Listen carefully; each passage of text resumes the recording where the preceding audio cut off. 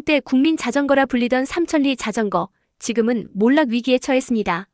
많은 분들이 어린 시절 삼천리 자전거를 한 번쯤은 타보셨을 겁니다. 그만큼 익숙하고 추억이 담긴 브랜드였죠. 하지만 지금 삼천리 자전거는 급격한 실적 하락과 오너의 횡령, 사건까지 겹치면서 과거의 명성을 잃고 무너져가고 있습니다. 삼천리 자전거의 시작은 1944년으로 거슬러 올라갑니다. 오랜 역사를 지닌 만큼 한때는 국민 누구나 알고 있는 대표 브랜드로 자리 잡았지만 최근 상황은 정반대입니다. 매출 하락이 이어지고 경영진의 불미스러운 사건이 더해지면서 기업 이미지까지 추락했습니다. 이로 인해 삼천리 자전거는 지금 역사의 뒤안길로 사라질 위기에 몰려 있습니다. 첫째, 소비자 입장에서는 브랜드 이미지만 보고 구매 결정을 해서는 안 됩니다. 둘째, 기업의 재무 상태와 경영진 리스크까지 확인하는 습관을 들이셔야 합니다. 셋째, 주식이나 투자로 연결된다면 더욱 냉정하게 실적과 경영 구조를 검토해야 합니다. 넷째, 장수 기업이라고 해서 무조건 안전하다고 믿지 말고 변화하는 시장 흐름 속에서 현재 경쟁력을 반드시 따져보셔야 합니다. 국내 최초 자전거 국산화에 성공하며 한때 시장 점유율 65%를 차지했던 브랜드가 있습니다. 바로 삼천리 자전거입니다. 많은 분들이 어린 시절 삼천리 자전거를 타며 자랐습니다. 국민 브랜드라 불릴 정도로 친숙한 이름이었죠. 하지만 이 브랜드가 어떻게 시작됐는지, 그리고 어떻게 독보적인 위치에 올라섰는지 아는 분들은 많지 않습니다. 삼천리 자전거의 시작은 창업주 김철호 회장으로부터 비롯됩니다. 그는 경성전공이라는 회사를 설립해 자전거 부품을 만들고 중고 자전거를 재조립해 판매하는 것으로 첫 발을 내디뎠습니다. 이후 한국 전쟁이 끝난 뒤 1952년 기아산업이라는 이름으로 국내 최초 자전거 국산화에 성공하게 됩니다. 이때 한반도 삼천리를 달리고 싶다는 염원을 담아 자전거 이름을 삼천리호라고 붙였고 이것이 현재 삼천리 자전거의 모티브가 되었습니다. 그리고 1970년대 자전거 대중화 바람이 불면서 삼천리 자전거는 국내 시장 점유율 65%를 달성하며 독보적인 위치에 오르게 됩니다. 첫째, 과거 브랜드가 어떻게 시장을 지배했는지를 살펴보는 것은 지금 소비자나 투자자에게도 중요한 교훈이 됩니다. 둘째, 단순히 제품을 파는 것이 아니라 국산화 성공이나 시대적 염원 같은 스토리를 담아낼 때 브랜드가 힘을 얻는다는 점을 기억해야 합니다. 셋째, 시장 점유율을 높이는 과정에서 어떤 차별화 포인트가 있었는지를 확인하면 현재의 다른 산업에도 적용할 수 있습니다. 삼천리 자전거가 단순히 자전거 브랜드에서 끝난 게 아니라 오늘날 기아 자동차의 뿌리와도 연결돼 있다는 사실 알고 계셨나요? 많은 분들이 삼천리 자전거 하면 국민 자전거라는 이미지만 떠올리실 겁니다. 하지만 그 시작은 단순한 자전거 제조에 그치지 않았습니다. 오토바이와 자동차 생산까지 확장하면서 오늘날 기아 자동차의 시작점이 되었죠. 이 브랜드는 단순한 탈 것을 넘어서 한국 산업사와 함께 걸어온 이름이었습니다. 1979년 기아 산업에서 자전거 사업부가 분리되며 현재의 삼천리 자전거 주식회사가 설립됩니다. 이때부터 본격적으로 자전거 시장 확대에 맞춰 제품 라인업 다변화가 이루어졌습니다. 대표적인 예가 1991년 출시된 생활형 자전거 브랜드 레스포입니다. 레스포는 단순한 교통수단을 넘어 대중의 생활과 문화를 반영하는 브랜드로 자리 잡았고 다양한 광고 전략으로 큰 인기를 얻었습니다. 특히 1994년에는 서태지와 아이들이 광고 모델로 등장하면서 당시 히트곡이었던 교실 이데아를 광고 음악으로 사용해 젊은 세대의 폭발적인 호응을 이끌어냈습니다. 첫째, 브랜드가 장기간 사랑받기 위해서는 단순한 제품이 아니라 시대의 문화를 반영해야 한다는 점을 기억해야 합니다. 둘째, 제품 라인업 다변화는 단순한 확장이 아니라 소비자의 생활 패턴에 맞춰 전략적으로 진행돼야 합니다. 셋째, 광고와 마케팅은 단순한 홍보가 아니라 그 시대의 아이콘과 함께해야 폭발적인 효과를 얻을 수 있습니다. 국내 최초로 연간 100만 대 자전거 판매를 기록했던 삼천리 자전거, 지금은 적자 위기에 빠져 있습니다. 많은 분들이 삼천리 자전거 하면 어린 시절 추억이 담긴 국민 브랜드를 떠올리실 겁니다. 선수용부터 생활용까지 모든 라인업을 갖춘 대표 기업으로 자전거 보급을 이끌었던 삼천리 자전거. 그러나 지금은 상황이 완전히 달라졌습니다. 삼천리 자전거는 1996년 첼로시 HESL로 브랜드를 런칭하며 전문 선수용 자전거 시장까지 진출했습니다. 이어 2007년에는 국내 최초로 연간 판매 100만 대를 돌파하며 전성기를 누렸습니다. 그러나 성장은 거기까지였습니다.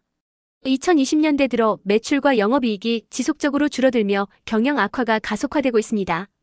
실제로 2023년 삼천리 자전거의 매출은 1,068억 원으로 전년 대비 8.1% 감소했고 영업이익은 63억 원 적자로 돌아서며 위기가 현실화된 상황입니다. 첫째, 소비자 입장에서는 브랜드의 과거 명성에만 의존하지 말고 현재 재무 구조와 시장 경쟁력을 반드시 살펴야 합니다. 둘째, 투자자라면 매출과 영업이익 추세를 주기적으로 점검하며 구조적인 변화가 가능한지 확인해야 합니다. 셋째, 기업 스스로는 제품 라인업 다변화만으로는 부족하며 새로운 소비층을 겨냥한 혁신 전략을 반드시 마련해야 합니다. 한때 국민 브랜드였던 삼천리 자전거, 지금 주가가 반토막도 아닌 반의 반토막까지 떨어졌습니다. 많은 분들이 학창시절 삼천리 자전거를 타고 자랐습니다. 그만큼 추억과 익숙함이 깃든 브랜드였지만 이제는 주가마저 힘을 쓰지 못하며 사실상 몰락의 길을 걷고 있습니다. 투자자와 소비자 모두 충격을 받을 수밖에 없는 현실입니다. 삼천리 자전거의 주가는 불과 1년 전 16,000원대에서 현재 4,000원대로 추락했습니다. 2025년 7월 31일 장 마감 기준 시가총액은 560억 원, 코스닥 상장사 중 1222위에 머물며 사실상 최하위권으로 밀려난 상황입니다. 이렇게 급격한 몰락의 원인으로는 자체 생산을 줄이고 외주 생산을 늘리면서 품질 관리에 문제가 생겼고 고정비 상승과 맞물려 실적 개선에 실패한 점이 꼽힙니다. 현재 삼천리 자전거는 거의 모든 제품을 중국 제조사의 OEM 방식으로 위탁 생산하고 있는데 이로 인해 브랜드 경쟁력이 약화되고 있는 겁니다. 첫째, 소비자는 브랜드 로고만 믿고 구매하기보다 실제 품질과 제조 방식을 확인해야 합니다. 둘째, 투자자는 매출과 주가만 볼 것이 아니라 생산 구조, 원가 관리, OEM 비중 같은 근본적인 체질을 점검해야 합니다. 셋째, 기업 역시 단순히 외주로 비용을 절감하려 하기보다 품질 관리 시스템을 강화하고 자체 기술력을 회복해야 합니다. 국내 최초로 국산 자전거를 만들었던 삼천리 자전거, 그런데 지금은 중국 OEM에 의존하는 기업이 되어버렸습니다. 많은 분들이 삼천리 자전거 하면 우리 기술로 만든 국민 자전거라는 이미지를 떠올리실 겁니다. 하지만 지금은 상황이 정반대입니다. 오히려 외주 생산, 그것도 중국 OEM 방식에 거의 전적으로 의존하는 구조로 바뀌어버린 겁니다. 변화의 시작은 1997년 IMF 외환위기였습니다. 당시 삼천리 자전거는 대구와 경남 양산의 공장을 매각하고 충북 옥천으로 이전했지만 생산성은 갈수록 떨어졌습니다. 여기에 중국산 저가 자전거가 밀려오면서 결국 2005년 3월 옥천 공장마저 폐쇄하게 됩니다. 그 뒤 삼천리 자전거는 OEM 방식으로 중국에서 연평균 약 90만 대를 생산해 국내 시장에 공급해왔습니다. 2010년 이후 의왕 공장을 가동하며 일부 국내 생산을 재개했지만 연간 생산 능력은 10만 대에 불과해 비중이 크지 않았습니다. 이미 전 세계 자전거 부품 시장을 대만과 중국이 독점하고 있어 앞으로 국내 생산을 늘리기는 더욱 어려운 구조가 된 겁니다. 첫째, 소비자라면 브랜드 이름에만 기대지 말고 실제 생산 구조와 품질을 직접 확인해야 합니다. 둘째, 투자자라면 기업이 자체 기술을 유지하고 있는지 아니면 OEM에 의존하고 있는지 반드시 체크해야 합니다. 셋째, 기업 입장에서는 비용 절감만이 아니라 장기적인 기술 경쟁력 확보를 위한 투자 전략을 마련해야 합니다. 전기 자전거와 공유 모빌리티 시대, 삼천리 자전거는 왜 점점 설 자리를 잃어가고 있을까요? 한때 국민 자전거로 불리던 삼천리 자전거도 시대의 흐름을 완전히 따라가진 못했습니다. 전기 자전거 시장과 공유 모빌리티 시장이 급속히 성장했지만 삼천리 자전거는 여전히 전통적인 판매 구조에 머무르며 한계를 드러내고 있습니다. 삼천리 자전거는 전기 자전거 브랜드 팬텀을 보유하고 있지만 시장 점유율은 미미한 수준에 머물고 있습니다. 중국 업체들을 비롯한 강력한 글로벌 경쟁사들에게 밀리고 퍼스널 모빌리티 브랜드와의 제휴도 원활하지 못했습니다. 또한 판매 구조에서도 약점이 드러났습니다. 삼천리 자전거는 과거부터 이어진 오프라인 대리점 판매에 의존해왔는데 2021년 1,400여 개였던 전국 대리점 수는 현재 930개로 크게 줄어든 상황입니다. 오프라인 매장 의존도가 높은 만큼 온라인 시장 확장에 실패하면서 실적에도 직접적인 악영향을 받은 겁니다.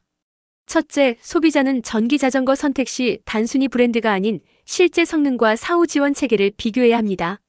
둘째, 투자자는 기업의 유통 구조가 시대 변화에 맞게 재편되고 있는지를 반드시 확인해야 합니다. 셋째, 기업 입장에서는 오프라인 대리점 중심 구조를 온라인 공유 플랫폼과 결합해 새로운 판매 채널을 확보하는 것이 필수입니다. 젊은 세대에게는 혁신 없는 올드 브랜드, 삼천리 자전거가 왜 이렇게 멀어졌을까요? 많은 분들이 삼천리 자전거 하면 국민 브랜드라는 이미지를 떠올립니다. 하지만 지금의 젊은 세대는 자전거를 고를 때 오히려 삼천리를 외면합니다. 온라인 구매에 익숙한 소비자들과 올드한 판매 구조, 그리고 부족한 브랜드 전략이 격차를 만든 겁니다. 판매량이 줄어들면서 대리점 계약 해지 건수가 급증했습니다. 젊은 층은 자전거도 온라인으로 비교하고 구매하는데 삼천리의 주요 대리점주들은 연세가 많고 온라인 판매에 익숙하지 않은 경우가 많습니다. 또한 리브랜딩 전략 부재로 인해 SNS 마케팅이나 최신 홍보 전략도 약했습니다. 신제품을 꾸준히 내놓고는 있지만 여전히 과거의 일반 자전거 이미지에 묶여 있어 젊은 소비자들에게는 혁신이 사라진 올드한 브랜드로 비치고 있습니다. 첫째, 기업 입장에서는 오프라인 대리점 의존도를 줄이고 온라인 채널을 강화해야 합니다. 둘째, 젊은 세대를 겨냥한 리브랜딩 전략, 특히 SNS와 디지털 마케팅을 적극적으로 활용해야 합니다. 셋째, 단순히 신제품 출시가 아니라 브랜드 이미지를 새롭다고 느낄 수 있도록 차별화된 포지셔닝을 시도해야 합니다. 자전거가 안 팔려 적자라더니 삼천리 자전거가 갑자기 흑자 전환을 했다고요? 도대체 무슨 일일까요?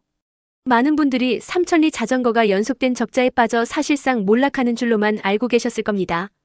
그런데 재무제표를 보면 영업이익이 흑자로 돌아섰다는 결과가 나왔습니다. 도대체 이게 어떻게 된 일인가 궁금해하실 수밖에 없습니다.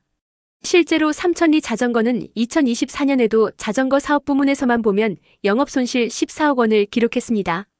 2023년에 이어 2년 연속 적자인 셈이죠. 자이언트 스페셜라이즈드, 트랙, 스콧 등 수입 자전거. 빅사와의 경쟁에서 밀리면서 본업은 여전히 어려운 상황입니다. 그런데 2024년 전체 연결 실적을 보면 매출이 증가했고 영업이익은 다시 소폭 흑자 전환했습니다. 이 아이러니한 결과는 자전거 사업 덕분이 아니라 계열사 참 좋은 여행에서 나왔습니다.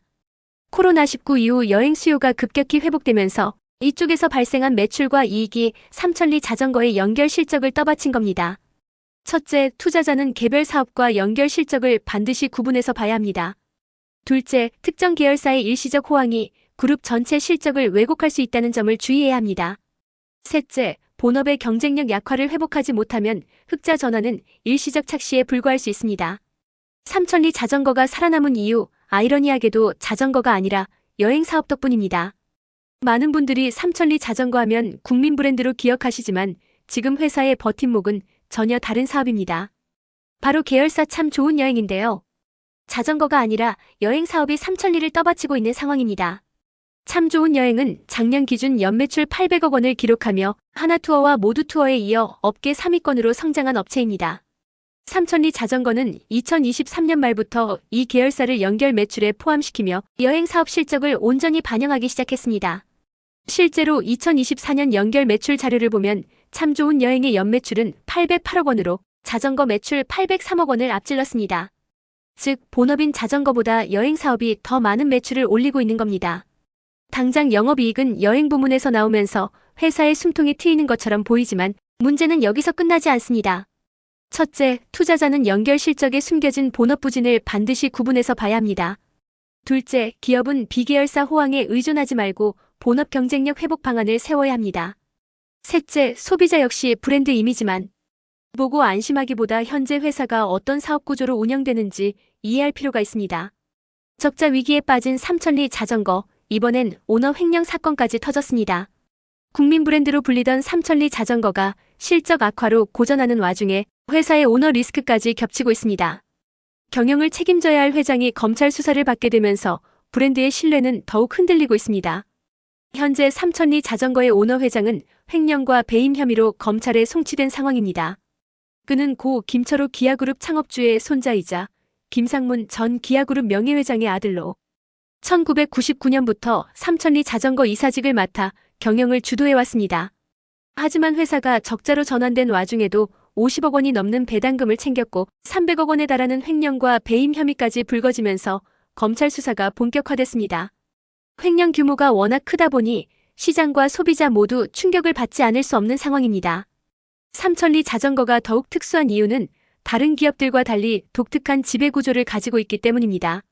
첫째, 투자자는 실적뿐 아니라 오너 리스크와 지배구조까지 반드시 확인해야 합니다. 둘째, 기업은 오너 중심 경영에서 벗어나 투명한 지배 구조와 감시 체계를 확립해야만 시장 신뢰를 회복할 수 있습니다. 셋째, 소비자는 단순히 제품만 볼 것이 아니라 기업의 신뢰성과 사회적 책임까지 함께 고려하는 태도가 필요합니다. 삼천리 자전거 왜 적자는 쌓이는데 오너는 수십억 배당을 챙겨왔을까요? 많은 분들은 삼천리 자전거가 적자에 허덕이고 있다는 뉴스를 알고 계십니다. 그런데 같은 시기 오너 일가는 매년 수십억 원을 배당으로 가져갔다는 사실 알고 계셨나요? 회사가 어렵다고 하는데 오너만 배불리는 구조라면 분노가 생길 수밖에 없습니다. 삼천리 자전거의 최대 주주는 지아랭코라는 회사입니다. 그런데 이 회사 지분의 72.6%를 현재 오너인 회장이 보유하고 있습니다. 즉 개인 회사가 삼천리 자전거의 지배 구조 최정점에 있는 겁니다.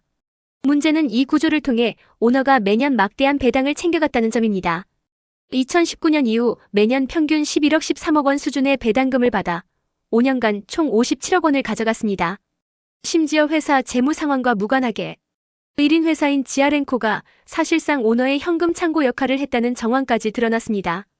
배당률은 무려 1000%에 달했고 가족회사와의 자금, 거래지급 보증상표권 사용료까지 합치면 특수관계자 거래 금액은 125억 원이 넘는 것으로 확인됐습니다.